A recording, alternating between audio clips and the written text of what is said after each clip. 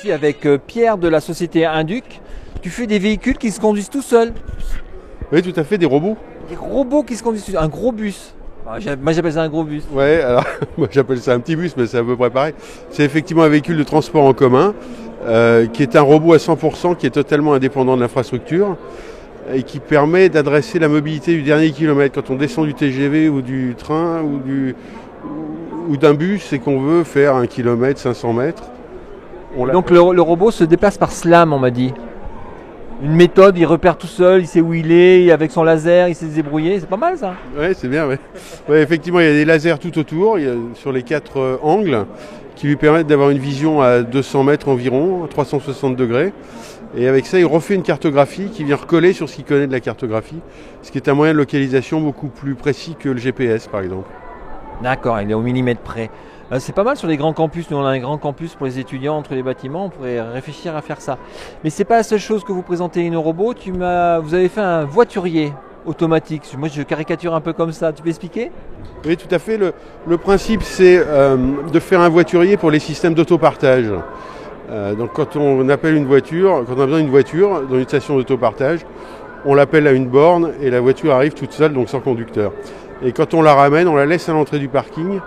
Et le parking la prend en charge sans capteur. Il n'y a pas de capteur dans la voiture du tout. C'est une voiture normale, un petit peu équipée d'électronique, mais sans capteur.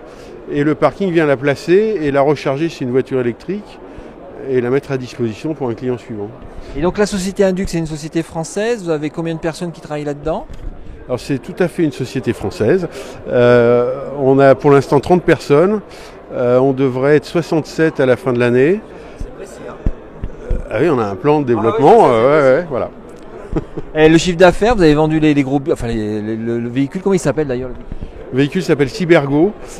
Vous en avez vendu combien ? Alors on commence à le vendre, on en a 25 pour l'instant vendus, mais on a des dossiers tout à fait importants en cours d'élaboration. Parce qu'il y a des grands aéroports ou des choses comme ça, entre les bâtiments, enfin il y a un beau marché là. Absolument, il y a des marchés dans les aéroports, c'est vrai, dans les hôpitaux.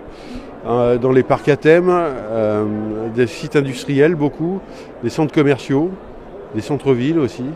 Et le fait de venir à InnoRobot, ça apporte quoi ? Alors écoutez, je vais vous dire franchement, l'année dernière, je suis venu pour voir. Notre véhicule n'était pas encore fonctionnel, mais il commençait à exister. InnoRobot a eu plus d'effet pour nous en 3 jours que les 2 salons du Mondial de l'Automobile et du Mondial de Genève, qui en tout ont duré 1 mois. On a vu plus de prospects et de clients intéressés à InnoRobot qu'on en a vu sur les 2 salons réunis. Donc on est évidemment revenu cette année et il vous confirme, c'est vrai. Donc là, cette année, la 2e édition, c'est pareil. Vraiment, on voit des clients et des gens intéressés. Bon, merci, on se reverra peut-être l'année prochaine. Bien sûr. Merci, au revoir.